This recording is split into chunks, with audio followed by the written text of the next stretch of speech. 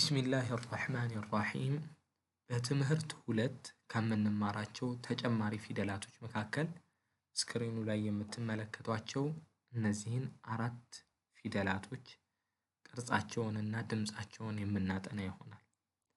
በስተቀኝ በኩል የምታገኙት የመጀመሪያው ፊደል ሲን በመባል ይታወቃል። ከኔ ጋር አብራችሁ በሉ። ሲን ሲን ሲን። ካስተዋላችሁ ሲን ላይ ሶስት መስመሮች አሉ።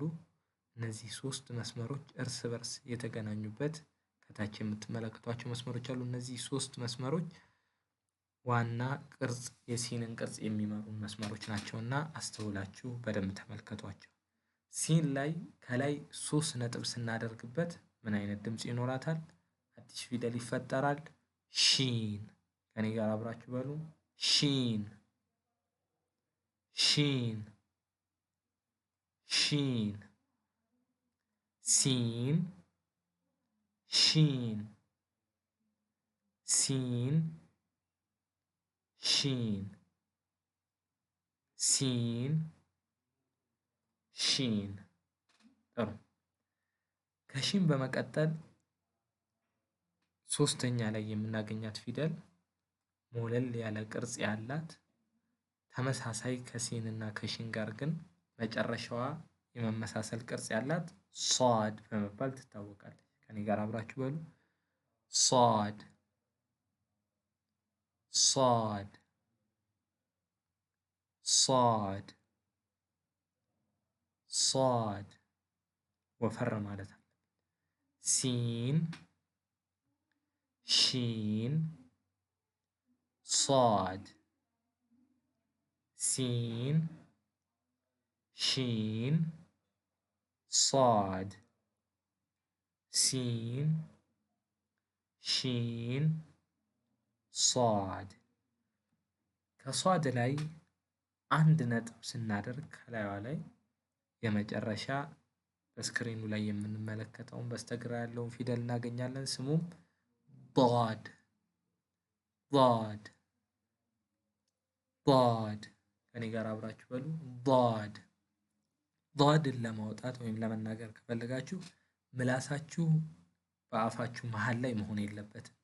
ወደ አንዱ ጠርዝ በተለይ ወደ ግራ ጠርዝ መሄድ መቻል አለበት። በመንጋጋዎቻችሁ መካከል ይገባል ምላሳችሁ። ዷድ ዷድ ዷድ። ሷድ ዷድ ሷድ ዷድ ሷድ ዷድ።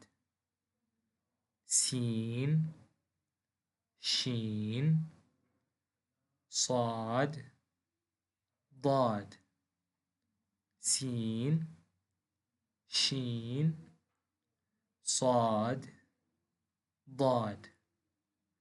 አይኖቻችሁን ጨፍኑ። ፊደላቶችን ቅርጻቸውን በአእምሯችን ላይ ለመጻፍ እንሞክራለን። እኔ ስነግራችሁ ወይም ስለላችሁ ፊደሉን ስጠራላችሁ እናንተ በአእምሯችሁ ውስጥ ፊደሉን ለመጻፍ ሞክሩ። ሲን ሺን አይናችሁ እንዳይገለጥ። ሷድ ዷድ እንዳትገልጡ አይኖቻችሁን። ሷድ ሺን ሲን ዷድ። ኢንሻአላህ አሁን ቀለል ያለ ፈተና የምንወስድ ይሆናል። ከላይ በስተቀኝ በኩል የምትመለከቱት ፊደል ማን ነው? ምንም ነጥብ የለውም። ሞለል ያለ ቅርጽ አለው። ማን ነው? ሷድ። በትክክል ተመልሷል።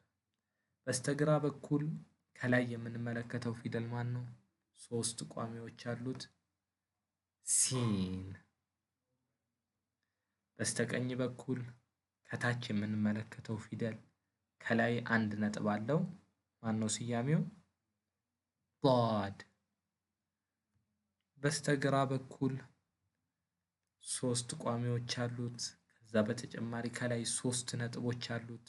ማን በመባል ይታወቃል? ሺን። እነዚህን ፊደላቶች በደንብ አጥኗቸው፣ ደጋግሟቸው። ቀላል ናቸው ብዬ ተስፋ አደርጋለሁ።